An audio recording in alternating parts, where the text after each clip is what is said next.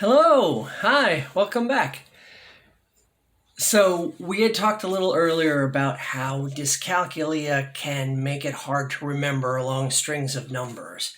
But there are other things that dyscalculia can make it hard to remember. One of them is names, like names of people, names of places, things, stuff like that. And for me, I was really curious why a mathematical disability would affect names. So I did a quick Google search and it was saying something about dyscalculia and dyslexia being so closely related. And so the series of letters is more of a dyslexia thing, but they translate pretty closely. For me, gosh, remembering names is really hard. It's not impossible. A couple of folks that I was reading their posts, I think in like Reddit or something like that, talking about trying to remember people's names. And there's people who are having trouble with it. For me, the thing that helps me to remember a person's name oftentimes is associating them with someone else in my life that has that name. It doesn't even have to be my life directly. It could be just a favorite movie of mine. But if I don't know anyone or can't think of anyone from a movie that has that name, that gets really tricky. And here's a case in point. At my work, I've got a customer, really sweet old lady named Doris. But for some reason, I kept calling her Gladys. Now, I also have an older lady who is a customer, and her name is Gladys. So I think what I was connecting for Doris was sort of a name that doesn't get used that much anymore and has sort of a maybe 5-ish letters, kind of a shortish name, and has that kind of an is sound, a is sound at the end. Wasn't working.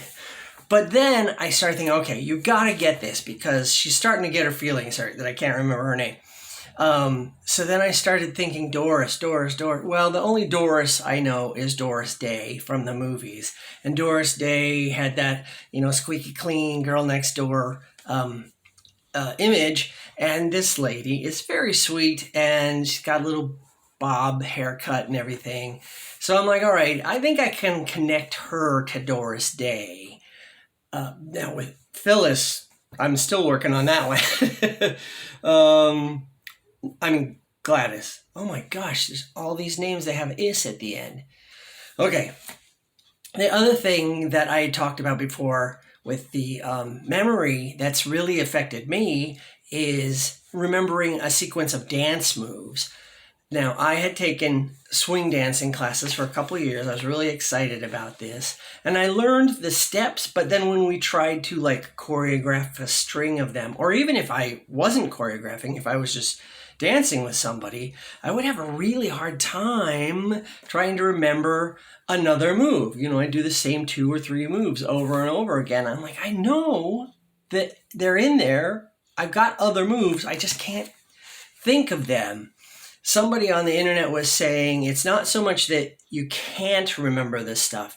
It's just about twice as hard to remember as it is for the average person. Now, I'm sure everybody's had difficulty remembering somebody's name from time to time. Now, just imagine that being twice as hard.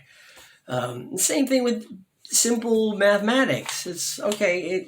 A long number can be hard, or if there's a lot going on, or if I'm under pressure, I just make it bigger. The other story I wanted to tell you is that for a while I was really into stage combat. I really wanted to do sword fighting and swashbuckling and Jedis with lightsabers kind of things. And so I got involved with this group. And again, I just found it was really, really hard to remember the string of moves.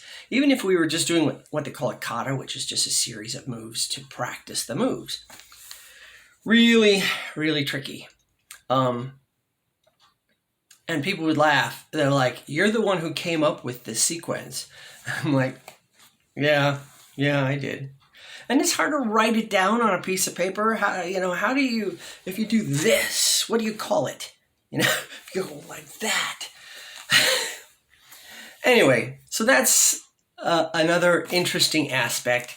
If you have any stories of your own or any response to what I'm saying, please put them in the comments, and like, share, and subscribe. The more people that we get this message out to, the better it's going to be for all of us who suffer from neurodiversity. I shouldn't call it suffer. We just live with it. We live with neurodiversity, right?